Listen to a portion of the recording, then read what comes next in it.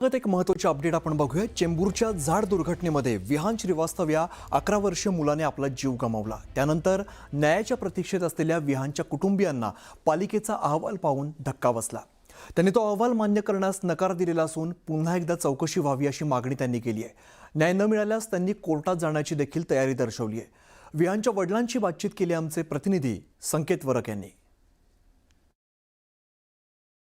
दुर्घटना घडली, विहान आपल्यातून गेलं, पण तुमचा प्रयत्न आता असा आहे की इतरांवरती ही वेळ येऊ नये आणि म्हणून तुम्ही लढत आहे।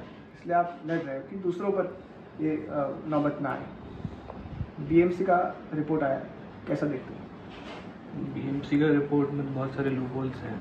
क्लीन चिट खुद के डिपार्टमेंट को दे दिया है उन्होंने, और उसमें जो पेनल्टी दी है केवल कॉन्ट्रैक्टर्स को दी है। जो ऑफिशियल्स इन्वॉल्व थे इस काम में उनको तो लायबिलिटी दी नहीं है। एक डिपार्टमेंट दूसरे डिपार्टमेंट को ब्लेम शिफ्ट करके और लास्ट में कॉन्ट्रैक्टर पे डाल दिया है। गलती मानी है उन्होंने, बट इस गलती को वो नेचुरल डिजास्टर में भी कन्वर्ट कर रहे हैं। हमारा तो ये इंक्वायरी है, ये दरख्वास्त है कि जो इंक्वायरी कमीशन बैठा था या कमेटी बैठी थी वो खुद ही कॉन्फ्लिक्ट था। उसमें जो रिपोर्ट की फाइंडिंग है उसमें बीएमसी मेयर खुद ही उसको एक्सेप्ट नहीं कर रही हैं। तो उनको ये सब चीज़ें ध्यान में रखते हुए एक इंडिपेंडेंट कमेटी दोबारा बनानी चाहिए, और इसमें टेक्निकल एक्सपर्ट्स भी रहेंगे, एनवायरनमेंट वाले भी रहें तो अच्छा है।